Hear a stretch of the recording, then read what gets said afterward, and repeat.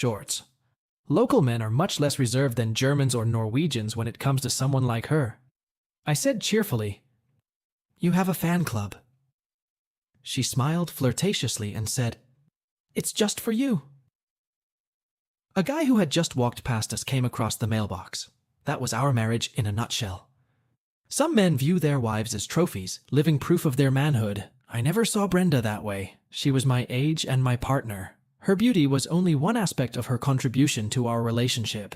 It was her spunky spirit and loving, warm heart that made her who she was. But now I was caught in a Chinese finger trap. I pressed my wife more, telling her about Turda. The more she chided me for being mean and jealous. At the same time, I couldn't take Turd aside and tell him to stop pretending to be something he wasn't. I would have looked like a paranoid wuss. I refrained from making any moves, hoping she'd either come to her senses or Turd would screw up by pushing things too far. "I'm serious, you have to trust your wife. She's the only person in this cruel world you can rely on. And it's a very slippery slope if you start to have doubts." Maybe I'm being too cynical. But it seemed to me that Brenda's inherent faith in humanity was her Achilles' heel. It made her a logical prey for any man cruel enough to take advantage of her innate tenderness. Of course, you'd have to be a jerk to do that. But I knew one person who fit that description. Shakespeare was the first to record, "All the world is a stage, and one man plays many parts in his time." In short, what you think is reality is written and directed by you in your own head. Turd could have been a buffoon as Captain America, alpha dog of the pack. But alas, he didn't know that. In fact, he thought he was entitled to every right and privilege, and that's exactly how he acted. The reality of his aggressive attempts to play Brenda off made him a threat because she couldn't see it. So I had to do something about it. There are probably some people who really get away with cheating, but most couples get caught because it's such a complicated process. If you cheat, you have to keep track of all the normal stuff, plus a whole bunch of abnormal stuff. And normal people just can't cover all the bases. That's why people who do things they shouldn't do will inevitably be exposed. Unexplained behavior always has a logical explanation.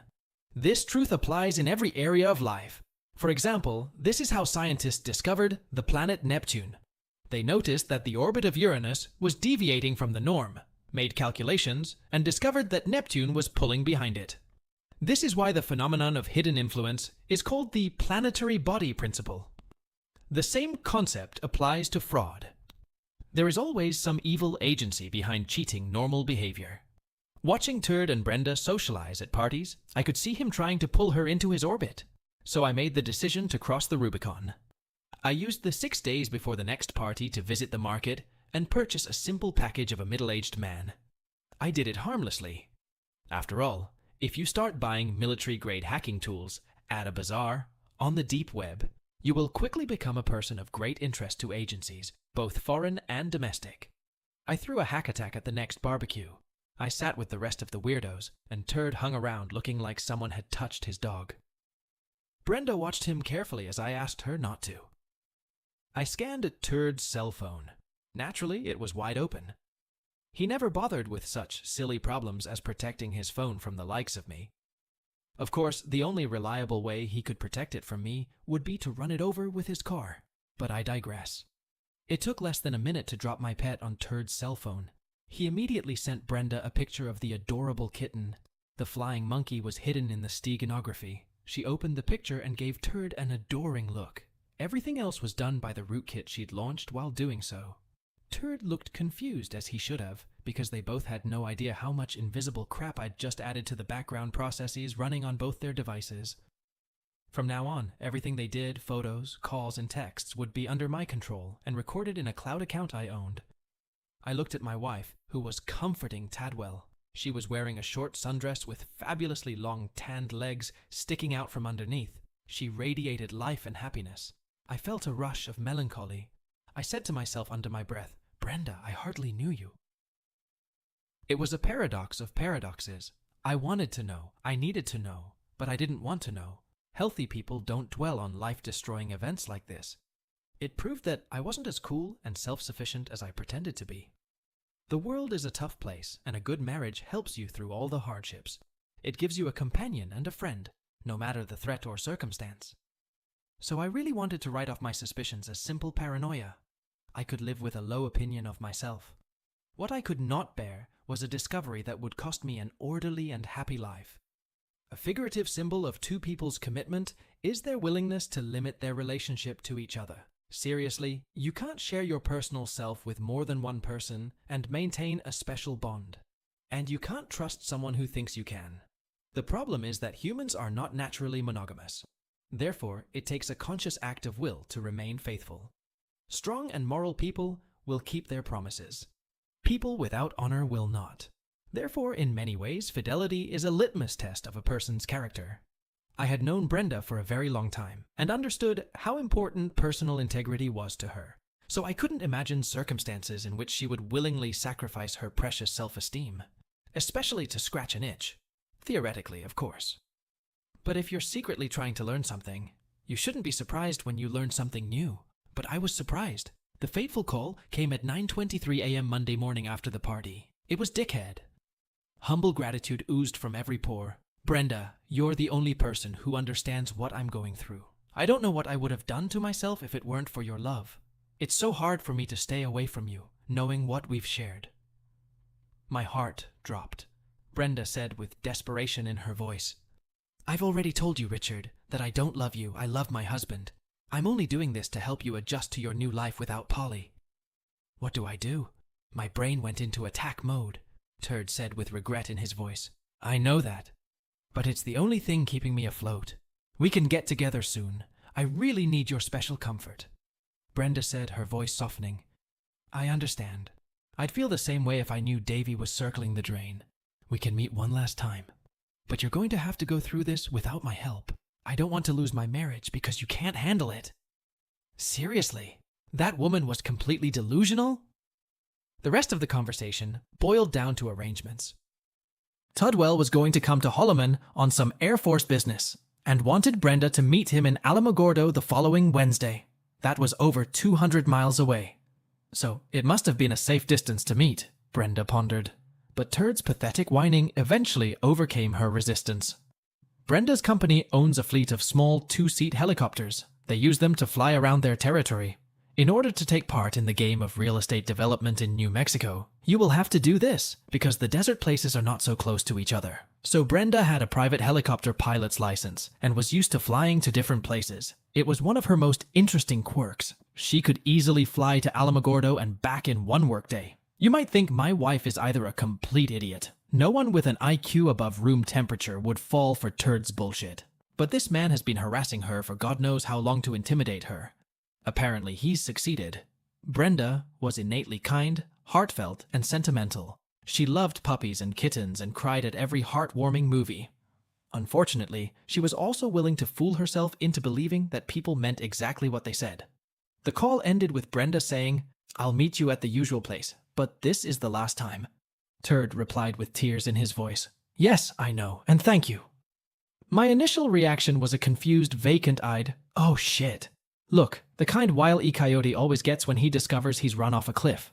And like the coyotes, it was immediately followed by a long fall. How could Brenda have been so stupid? Stroke, heart attack, take your pick. You are walking down the street, not caring about anything in the world, and then your life changes.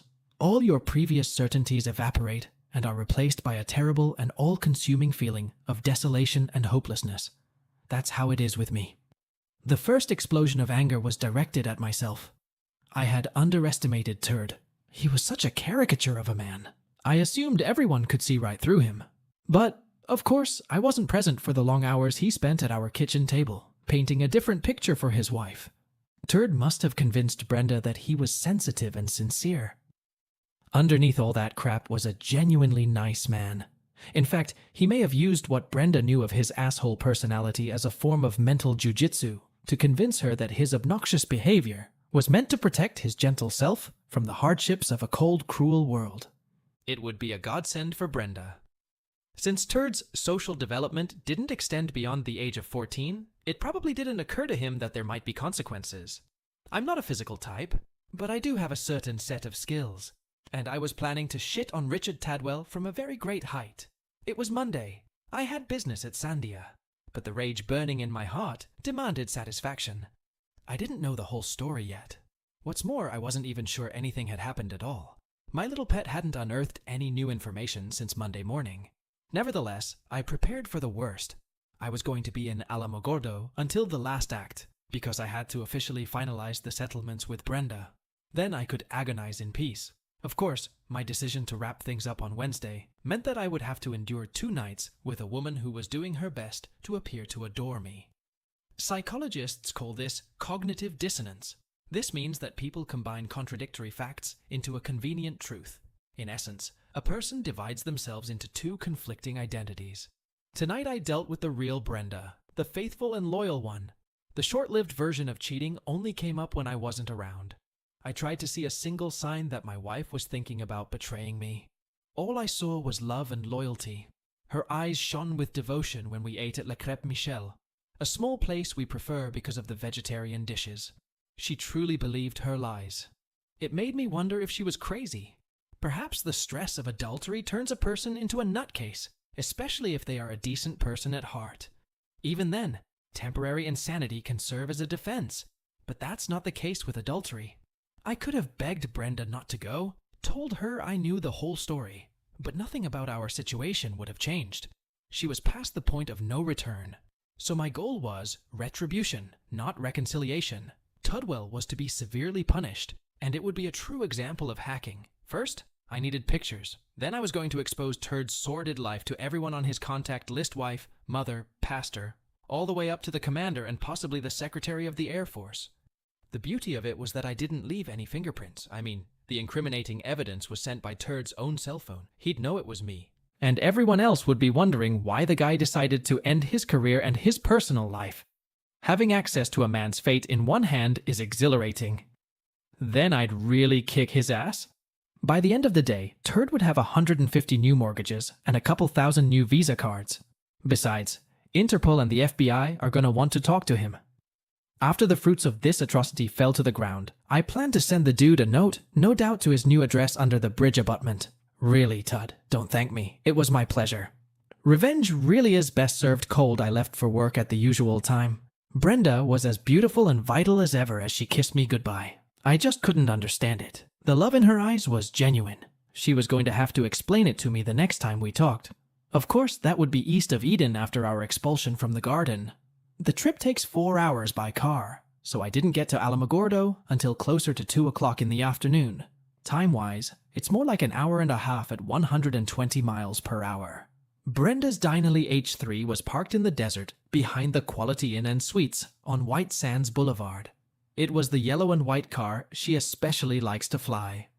Since Brenda had already arrived, I figured I could start chopping nuts right away. It was the usual chain hotel that serviced Holloman Air Force Base. I walked into the lobby in business clothes. The guy behind the counter didn't look up. I sat in one of the chairs in the lobby and used my iPad to hack into the hotel server. All it took was a simple fake receptionist. These 2 were in room 217. Tadwell booked it under his own name. I thought, what an arrogant fool. I don't like messy confrontations. They accomplish nothing, and they tend to get out of hand. My profession gives me access to cool toys. That's why I brought Aardvark with me. It was one of those technological marvels. Our guys want to know the situation before they kick down the door. That's why they use Wark. It's a black plastic with a flat probe designed to peek under any standard door frame, hence the name. The camera gives the user a panoramic view of the room. It records HD audio and video. There are 4 IR channels in case the room is dark.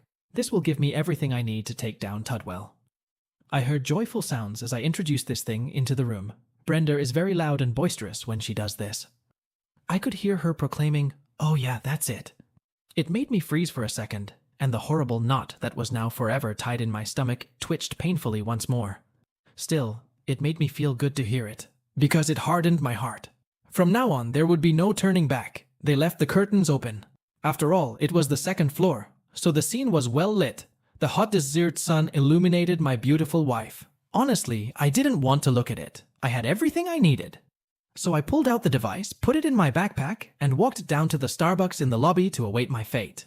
I was sipping a decent hazelnut coffee, while I used Filmmaker Pro to create a 60-second video of Turd's greatest hits. It turned out to be an incriminating and very hot video. I intentionally made it short. Some servers have size filters, and I wanted the whole world to witness Tudwell's betrayal. Besides, I didn't want the viewer's attention span to wane. Of course, that was unlikely. I made it clear that Turd, in his cinematic debut, was an extremely unfaithful husband. His face was the center of attention. I carefully edited the movie to keep Brenda's face out of the frame. I didn't want to communicate my asshole status to the world, and I still loved the silly fool. Once I was satisfied with the clip, I emailed it from Turd's phone. It was on top of his pants pocket, which he hastily discarded. Isn't wireless technology great? He sent out incriminating evidence to his 139 phone contacts with the headline, "Fun Times." That should have really set the skunk free at the Women's Bridge Club. Dear viewers, our journey through the dark corridors of betrayal continues. In the second chapter of our story, we see reality and Dave's suspicions come face to face, forcing him to resort to measures from which there is no return. Brenda, Dave's wife, finds herself at the epicenter of his agonizing suspicions. Her alleged attraction to a hidden neighbor, Turd, leads Dave to decide to find the truth at any cost. But the fight for the truth turns his life upside down and reveals secrets he didn't want to know about. It's fascinating to watch Dave prepare a trap for Turd using his intelligence and technological skills. But even as the plans begin to come to fruition, Dave realizes that not everything is so clear-cut. On the one hand, he longs for justice, but on the other, the fear of betrayal makes his suffering unbearable. Brenda, whose tears and despair make the moments of their separation particularly tragic, faces fate, and her actions bring devastating consequences. Yet the forthrightness and honesty with which she confesses her feelings and mistakes in the face of the impending breakup demands our empathy and understanding. What will be the final denouement of this drama? Will a gust of wind of change await us, or a world where Dave will be left alone with a broken heart? The answers to these questions await you in the next installment. Stay tuned to find out what steps Dave will take and whether his actions will reflect his true feelings and desires. The full version of Chapter 2 is available on our Patreon for those who are not afraid to delve into the depths of the human soul and open the curtain on the darker sides of love relationships.